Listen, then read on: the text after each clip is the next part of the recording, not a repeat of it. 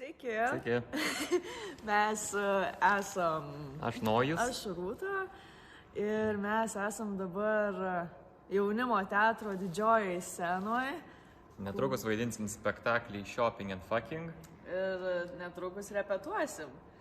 Tai kol šiek tiek turim laiko, mes jums padarysim ekskliuzyvinę tokį pamatymą, kas vyksta Shopping and Fucking užkulisiuose. Tai mes dabar esam Marko bute, pirmojoje mizanscenoje. Jo, pagrindinis mūsų rekvizitas šita sofutė, kuri mus lydėjo nuo pat pirmojo pradinių repeticijų šito spektaklio. Taip, mes jaunimo teatre šitas spektaklis tik metus eina, bet mes jį pradėjom repetuoti jau 3 kurse. Mes visi kursiokai vaidinam kartu. Ir kiekvieną beveik rekvizitą mes taip atradom iš pakampių. Jie kiekvienas iš jų nugyvenęs yra savo istoriją. Turi ką papasakoti su kiekvienu brūkšniu, kiekviena spalva, užrašas ar kraujo lašas. Tai va, lipdukai ant šaldytuvo.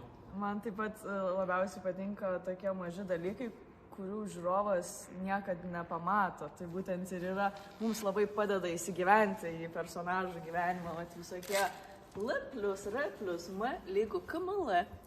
Arba visokie mūsų kurti eilėraštukai, kurių garsiai gal neskaitysim.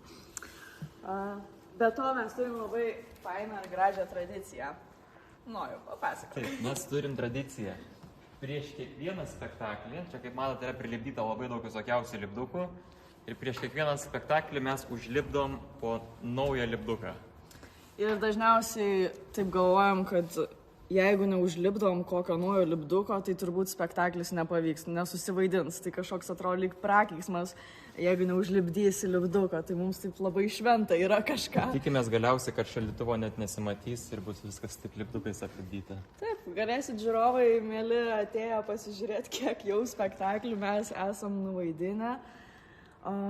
Šaldytuvo kaip personažą reiktų eksponuoti iš arti, kad visi matytų lipdukus. Tai va, galėsim aukcioną gal paskui parduoti kaip Koršunovo Shopping and Fucking. Mano mėgstamiausias lipdukas yra štai šitas. Atrodo pats neipatingiausias ir pats neįdomiausias, bet man jis labai juokingas iš tiesų, nes jis yra labai ironiškas, kadangi mūsų veikėjai dėja, bet visą spektaklį beveik prarūko elektroninės cigaretės. Maniškis nerūko veikėjas, bet aš apie Shopping and Fucking noriu pasakyti, kad labai gražiai šitame spektaklyje koreliuoja tiek komedija, tiek tragedija. Aš atsimenu patį pirmą, kai vaidinu kaip didžiausia tragedija, didžiausių rimtumų susikaupimu ir girdžiu kolegos juokiasi. Ir aš net įsižeidžiau. Galvoju, ko jūs čia juokiatės, aš rimtai vaidinu.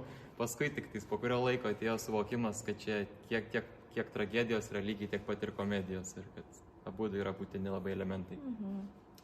Taip, šiaip šitam spektakliui pasiruošimas yra labai didelis, nors scenografijos nėra labai daug, bet mes ateinam keliom valandom prieš, nes pats spektaklis yra labai energingas, labai toks gaivališkas ir jaunatviškas ir mes šitam spektaklį labai daug šokam. Tai mes ateinam anksčiau prasitampyti savo kūną, apšilt, nes šiaip mūsų personažai išgyveno tokias labai didelės tokius emocinius pliūpsnius ar įvykius ir daugeliu iš jų šokis yra toks kaip išsitaškymas, pabėgimas nuo realybės. Pačio spektaklio svoris yra toks didelis, kad su šokiu mes patys kaip aktoriai beveik atsipalaiduojam, išsilaisvinam ir galim toliau eiti. Taip, po šito spektaklio dažnai jaučiamės, kad būtumėm nubėgę tokį gerą maratoną. Ir šiaip, dar mes per spektaklį, mano tėvai, man atrodo, sakė, kaip gerai, kad bent per spektaklį pavalgai. Tai mes per šitą spektaklį labai daug valgom makaronų. Ir tai yra labai toks paradoksalus dalykas, dėl to, kad atrodo, kad mes taip jais mėgaujamės ir taip skanus, o iš tikrųjų iš ribos gaunam galimybę juos spjaunam ir slepiam kuo toliau. Čia yra paslėptų makaronų, kurių galiojimo datos turbūt nesakysiu, nes jie yra net neatidaryti. ir jie nėra atidaromi, jie yra laikomi ir jie yra tokie pat šventi kaip ir pats šaldytuvas jau. Nu, taip pat kartais Nojus palieka kokį siurprizą šaldytuve.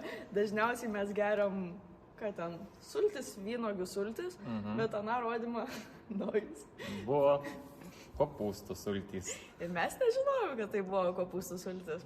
Tai buvo toks mielas siurprizas. Vieną kartą vis kažkas naujo. Tai va, šitas spektaklis yra visą laiką toks labai labai gyvas. Ir tikrai pasikraunam ir mes energijos ir tikrai žiūrovai. Tai labai kviečiam juos atvykti, palaikyti mūsų ir pajusti šitą jaunatvišką energiją. Spektaklis ne tik jaunimui, jis puikiai tinka visiems.